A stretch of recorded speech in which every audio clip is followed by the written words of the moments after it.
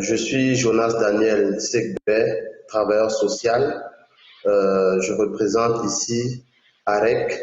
AREC, entendez, Association des rapatriés et de lutte contre l'immigration clandestine du Cameroun, une association à but non lucratif à caractère social, légalement créée le 10 avril 2008 au Cameroun. AREC a pour objectif principal la sensibilisation ou alors la lutte contre l'immigration clandestine au Cameroun. Cet objectif central se répartit en 4 axes majeurs. Premier axe, la sensibilisation. Deuxième axe, l'éducation. Troisième axe, l'insertion ou réinsertion. Et troisième axe, le plaidoyer. Les cibles de l'AREC sont les jeunes et les communautés, et les cibles indirectes sont les communautés étrangères, parce que nous pensons que la migration irrégulière impacte non seulement les communautés au niveau local, mais aussi dans les communautés de transit et les communautés d'arrivée ou les pays de destination. L'AREC, compte tenu des moyens limités, réalise essentiellement les sensibilisations ainsi que la réinsertion. C'est ainsi que depuis l'année 2013, l'AREC met en œuvre le projet Champs agricoles des migrants au Cameroun.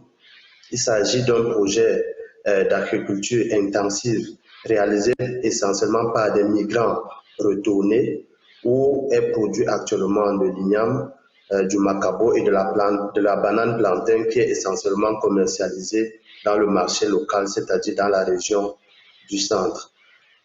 Comme plan de développement, l'AREC espère étendre cette activité de champs agricoles des migrants dans la transformation, dans l'élargissement au niveau de la superficie du champ et surtout en incluant la culture du cacao parce que c'est une plante très importante. L'AREC a besoin d'un financement d'environ 16 000 à 20 000 euros pour passer à une agriculture extensive et pour rendre cette activité lucrative afin que ces bénévoles puissent capitaliser et n'aient plus le rêve d'aller en Europe.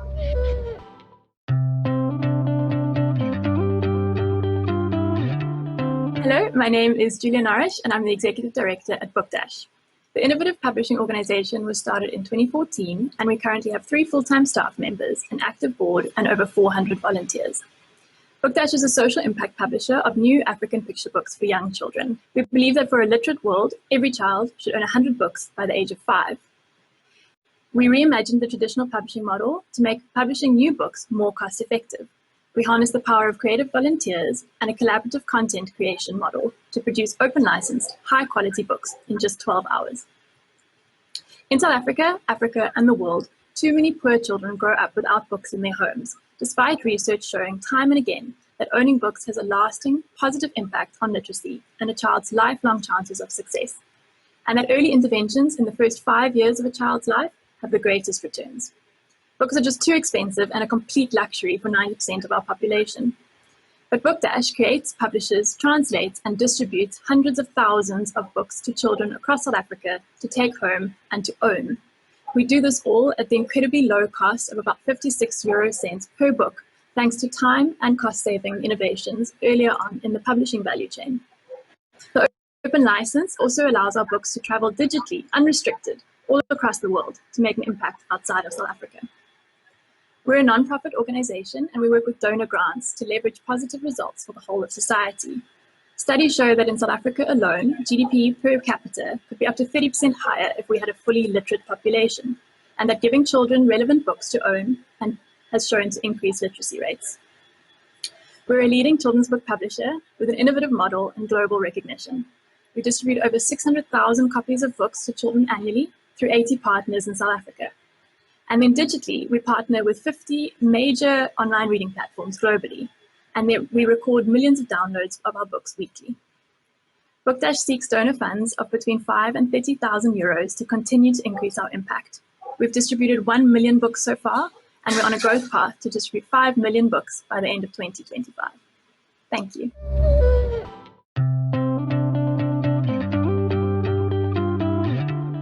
Bonjour, je suis Emmanuel Assomnéen, promoteur de WeCare, qui est une plateforme de santé numérique qui existe depuis 2018, composée de 6 salariés, dont 3 femmes et 3 hommes, et par un stagiaire et un consultant. La problématique liée à l'accès à l'information médicale a toujours été une gangrène pour la population et pour le corps médical en Afrique subsaharienne. Nombreux sont les victimes pré-maladie qui ont perdu la vie faute d'informations liées à leur mal.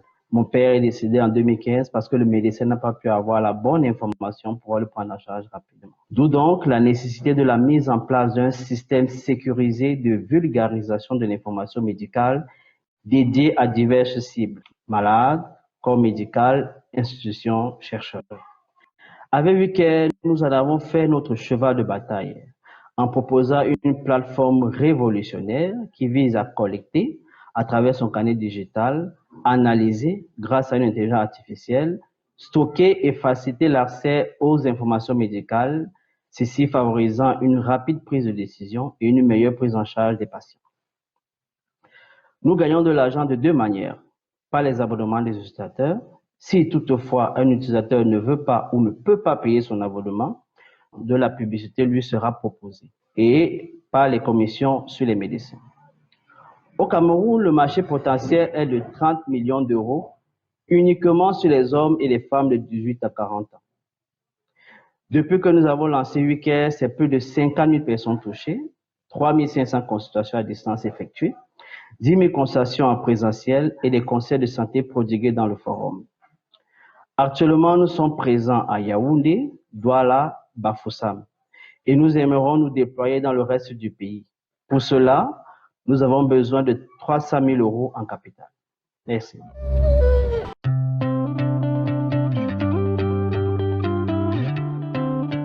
L'échec en raison de mauvais choix d'études, le retard accumulé en raison d'années d'études perdues, le chômage des jeunes ont des répercussions sur l'épanouissement personnel de la jeunesse par ricochet sur le développement d'un pays.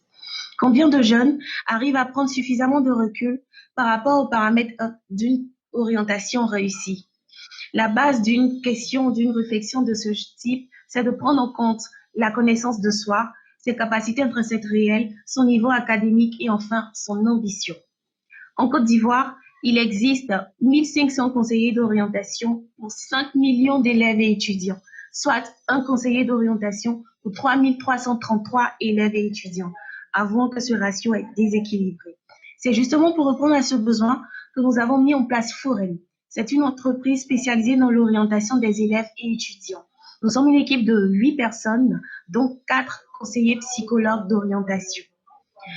Nous proposons à travers notre site internet nos consultations et nos journées de carrière organisées d'accompagner par des professionnels de l'orientation, leur donner les informations idoines pour mieux s'orienter et enfin rendre accessibles les bourses d'études tant au niveau interne que externe du pays. Forem, c'est 1500 visiteurs par jour. Depuis sa création en 2017, nous avons reçu 500 000 visionnements de la RDC, du Cameroun, de la Côte d'Ivoire, du Burkina et de la France. Grâce à Forem, la Côte d'Ivoire aura son premier magazine mensuel gratuit spécialisé dans l'orientation des élèves et étudiants. Il sera distribué dans les collèges, lycées, universités et grandes écoles. Forem fait face à ses charges à travers la publicité, les coûts des consultations et les stands. Nous sollicitons auprès des investisseurs du SIBC des fonds qui permettront de mettre en place le magazine et enfin de nous permettre d'avoir un local. Je suis Elfiche, fondatrice de Forem.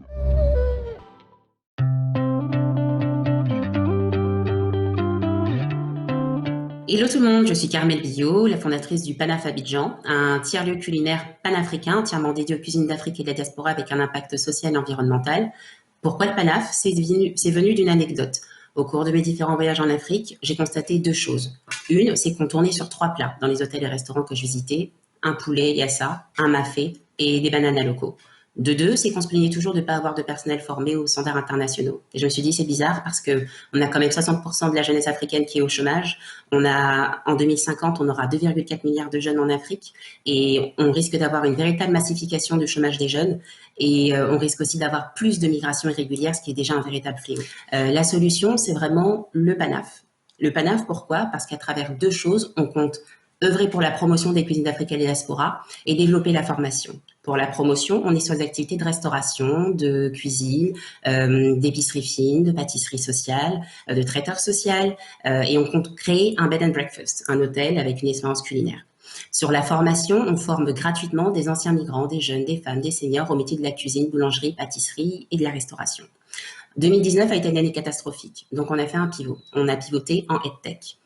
Et donc, on a essayé de proposer, et on est en train de développer, des formations en ligne adaptées aux cuisines d'Afrique et de la diaspora pour les professionnels et pour susciter encore plus de vocations et améliorer l'insertion professionnelle des jeunes.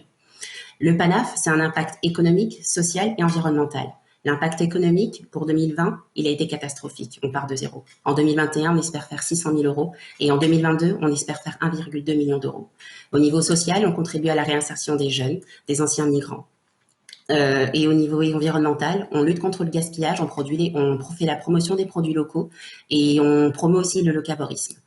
Sur les marchés, on est principalement sur le tourisme et sur l'hôtellerie-restauration. Le tourisme, l'expérience culinaire, le tourisme culinaire va se développer en Afrique. On est à moins de cas sur le continent et donc c'est une véritable terre d'opportunités.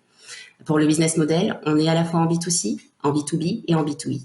En B2E, on a les contrats de formation. En B2B, on est sur du team building. Et en B2C, on est sur les activités de restauration classique, d'épicerie fine et autres. Et on vend aussi de l'abonnement, pareil en ligne. Les besoins de financement, on est à 1,5 million d'euros pour le PANAF Abidjan. On a besoin de vous. On a besoin de vous pour des investissements, des travaux. Il faut qu'on achète l'immeuble.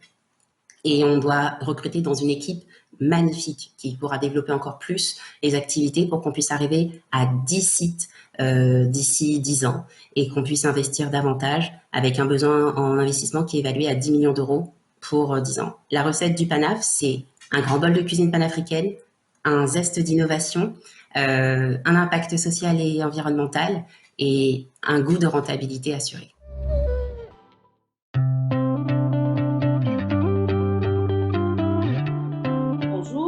Je suis Laetitia Diera Apinkwasi, je suis la directrice de la société SolarPack. SolarPack est une entreprise sociale ivoirienne qui existe depuis 2016 et avec une dizaine de personnes aujourd'hui, nous promouvons l'éducation au travers de solutions solaires. Nous sommes convaincus que nous pouvons contribuer à une vie sans interruption, c'est clairement notre leitmotiv. Et aujourd'hui, une vie sans interruption pour nous, c'est une vie qui permet à des enfants de pouvoir étudier, même dans les zones rurales non électrifiées, car aujourd'hui, il existe encore 1,1 milliard de personnes sur cette terre qui n'ont pas d'électricité chez eux. Et les enfants, en tout cas pour ce qui est de la Côte d'Ivoire, représentent 2,5 millions qui vont en école primaire, en tout cas à l'école sans électricité. Ce qui veut dire que c'est autant d'enfants qui n'ont pas la possibilité de faire leurs devoirs et qui n'ont pas la possibilité de réussir. Nous sommes convaincus que nous réduisons la pauvreté en leur permettant de pouvoir être scolarisés et rescolarisés d'une année à l'autre. Les mesures d'impact ont prouvé que les 100 000 enfants qui ont été pourvus en sac à dos solaire ont pu à ce jour continuer leur scolarisation. Aujourd'hui, en levant 1,6 million de dollars, nous serions capables de pourvoir à 350 000 sacs à dos solaires de façon annuelle. Et nous pourrions donc mettre en place une unité d'assemblage qui permettrait donc à ces sacs à dos de pouvoir être montés localement plutôt que d'être importés et permettre donc à ces encadrants, à ces parents d'avoir des activités rémunératrices de revenus. Nous serions heureux de pouvoir contribuer à l'énergie verte en promouvant ainsi l'énergie solaire par les sacs à dos solaires, mais par tellement d'autres solutions que nous souhaiterions développer à l'analyse de tout ce que nous voyons sur le terrain. Merci.